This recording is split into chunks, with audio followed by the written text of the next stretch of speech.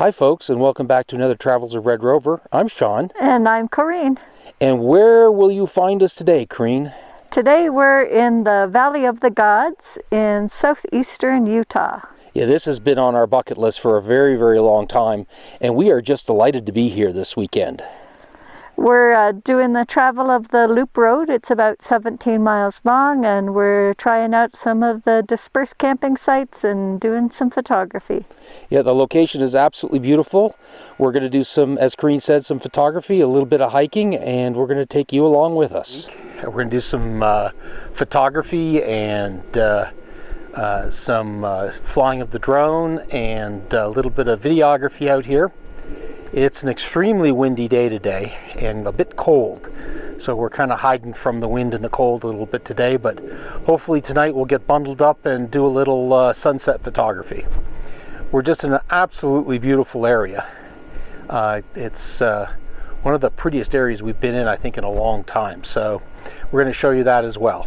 So the Valley of the Gods are made up of a series of mesas and pinnacles, and many of which are named, and we'll put some names in on some of the ones that we're going to be seeing over the next couple days. It's near southeastern corner of Utah, not too far from the Arizona border, and we're not far from Monticello, Utah.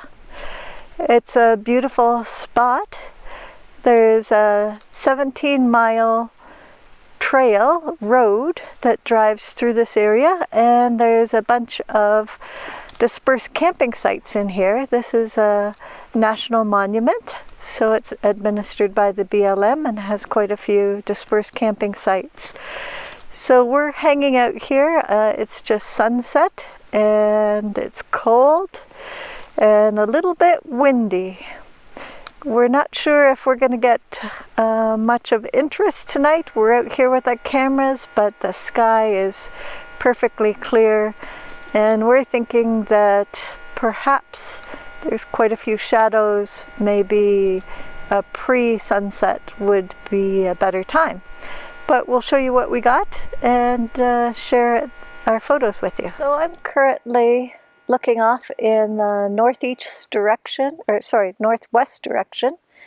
You can see a lot of shadows in the foreground in front of me, because over to the south I have this really large rock. So it's putting a lot of the foreground in shadow. Also, the rock formations over there are casting shadows on one another. So it may not be the best time of day to photograph these rock spires. These may actually be quite nice in the morning. I've currently got my camera set up with the standard kit lens, the 24 to 105. Well, it's in shadow here. And I don't have any filters on.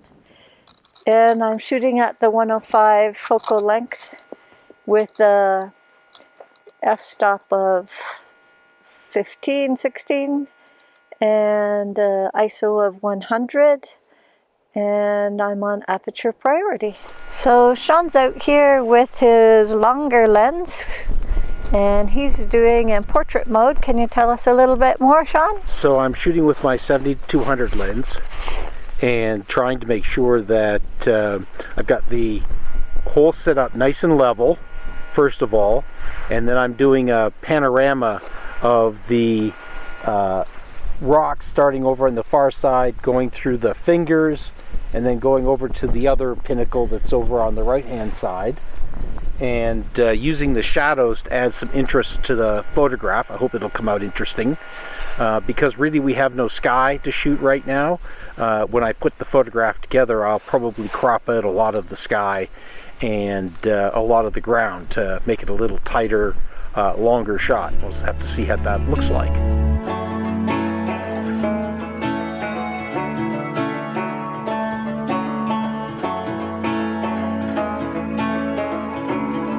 I'm set up to shoot these two rock formations here. The one on the left is more of a mesa, and the one on the right is more of a pinnacle. And what I'm doing is playing around with the polarizer. Right now I've got the polarizer on about 2/3 to 3/4. And what I really like is when I do that is the rocks appear more pronounced and a little bit more glowy, especially considering the sky's not all that interesting. I'm going to take that shot.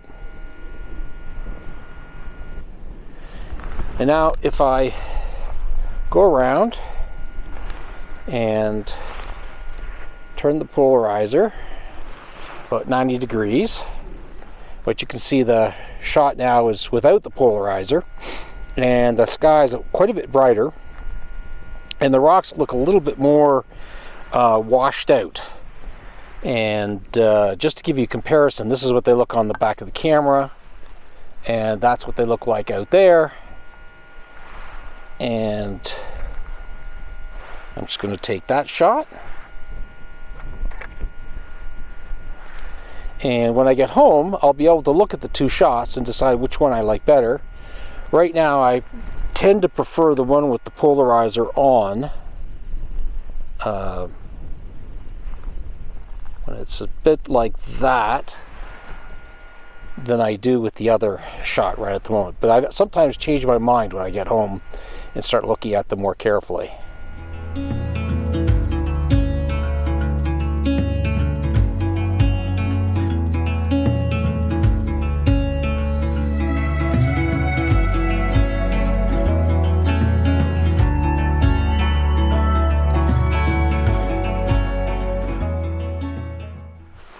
Well, folks, we're just about ready to wrap up. As you can see up behind me there, the light is just perfect for those rock and mesa. It looks like there's actually a little beam of light coming through the rocks that are way over to my right. We're actually sitting in the shadow of those rocks right now. And as the sun is setting, it's literally beaming right through an open space, making the light on these rocks perfect. Now, this is about 35 or 40 minutes before sunset, so the time to be here at this time of year for this shot is about 40 minutes before sunset. And as it gets later, the beam is closing up and not nearly as interesting on the rocks.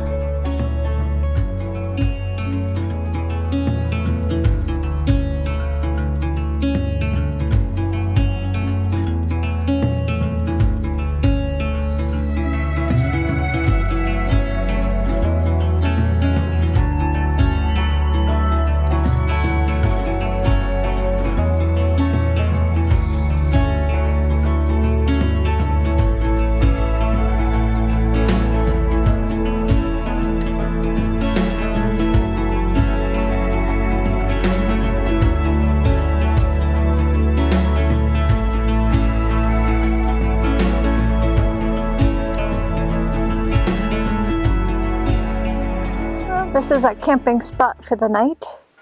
We're pretty much in shadow now. And over to our east, I believe this is called Battleship Rock. And it's just getting the last little twinge of sunset light on it. And a little further to the northeast, the top edge of that mesa plateau is just getting the last bit of light. And the moon's come up. It's probably a little hard to capture in this picture, but maybe we'll get a better picture of that moon tomorrow. It's supposed to rise up a little bit later in the evening. And where we were shooting over this direction is now totally in shadow. We had a nice evening. It wasn't the best for photography. No clouds, not much glow in the sky, but it gave us some good practice. We haven't had some photographic evenings for a little while, so it gets us back in the groove. And now it's time to return to Red Rover, our bright crimson van, and we're gonna have some soup for dinner to warm up. So Corinne and I are out for a little walk. We're down in a wash that's below our campsite, and it's quite a nice little wash. It's pretty open with a few boulders to get around. So Corinne and I are walking in this wash, and one of the reasons that we walk in a wash instead of on the soils above the wash is the soils in the desert are often quite fragile with small microbacteria that grow over many decades to actually give the soil cohesion and eventually a biological area so that other plants can grow. And whenever you walk on that, you damage it, and that can take literally decades to regrow.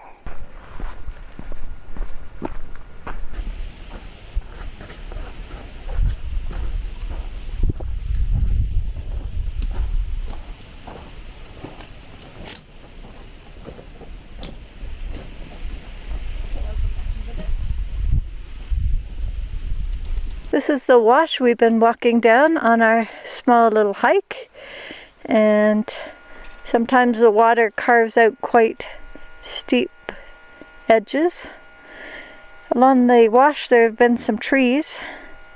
We came along this spot, and this tree is got a lot of grass caught up into it all the way up past my height, which is over 5 feet. And I'm elevated on the bank of the wash, and Shawn is down there.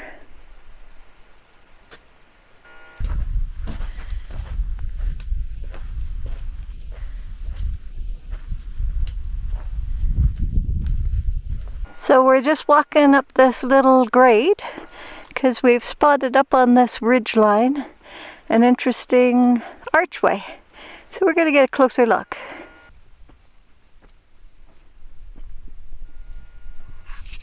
Hi folks.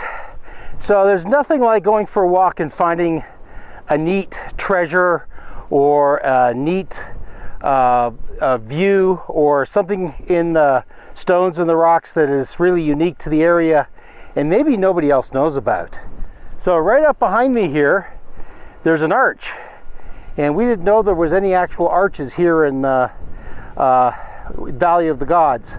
So it was really cool being able to walk up here and actually find one. When you're not following a wash, the other alternative is to follow the tracks that the cows or burros have made through the desert.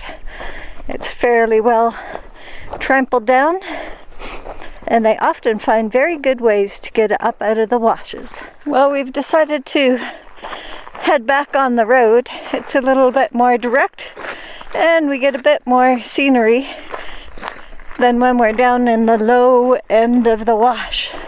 So we're hiking back to the van now.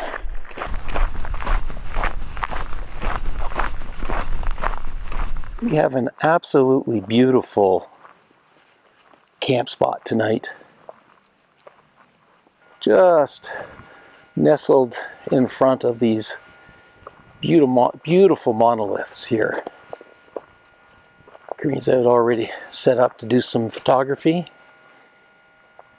And just have this absolutely gorgeous view tonight.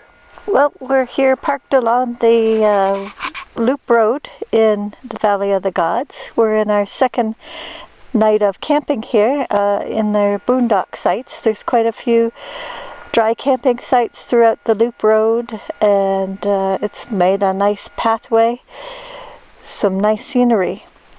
We're out doing a little bit of sunset photography, and tonight we have a very large rock to our southwest, and it's going to cause the sun to set early for us and put all of our scenery in shadows.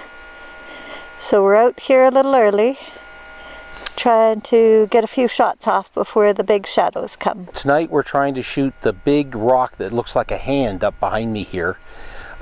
We need to get it done fairly early tonight because, as Corinne mentioned earlier, it's going to be setting, the sun's going to be setting quite early because of the number of really large rocks and mesa up in that direction. So we have to get kind of busy a little early tonight. Otherwise it's going to be a very similar shot to last night. Really the big question is, how much polarizer do you want to use? A little, a lot, or none? So tonight it's a very simple shot. This camera settings are extraordinarily simple tonight. We're shooting at ISO 100. I have the f-stop at about 11. I just need enough of an f-stop to make sure everything's in focus with a little bit of depth for the rock. I'm shooting aperture priority, so again, very, very simple shot tonight. Now, I happen to like a lot of polarizer on the shot, so I'm making the sky behind the rock quite dark. For me, it makes the rock sort of pop and kind of jump out of the picture a little bit. When you have sort of that pale blue sky behind the rock, the rock kind of fades into that sky a little bit. So I'm going to be shooting with a lot of polarizer tonight, and hopefully we'll get some nice shots. Last night when we came out to do a few sunset photos, it was quite windy and very, very cold. We had on our winter clothes as though it was quite freezing. It probably wasn't as cold as it seemed, but that wind was nippy. Tonight we're a lot more comfortable out in just a few sweaters and our baseball caps, so it's a much more enjoyable evening to be out doing some photography. The sun's gone behind that large outcrop over there, and when we look over in the direction we were doing our photos, you can see some really dark shadows forming in the valley below us. That's better. Some of our rock spires are still lit, but the shadows are creeping up on them.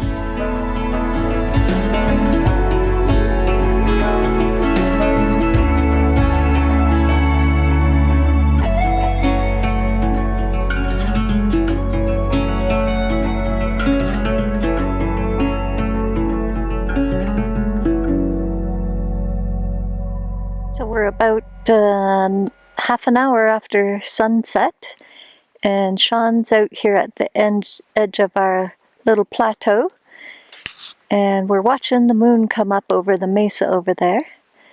The sky is still quite bright relative to the surroundings, and we've still got quite a bit of glow showing on the rock walls behind Shawn, or in front of Shawn, and the moon is just cresting over the top of that hill.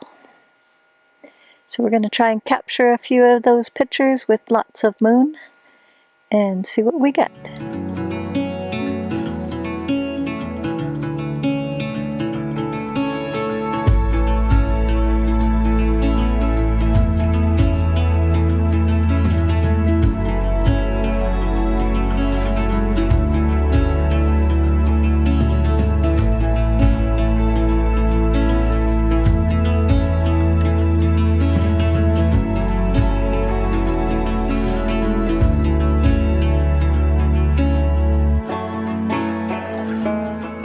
Thanks for joining us on this trip to the Valley of the Gods. We sure hope you enjoyed it. We've had a nice time, although the weather hasn't cooperated with us the entire visit.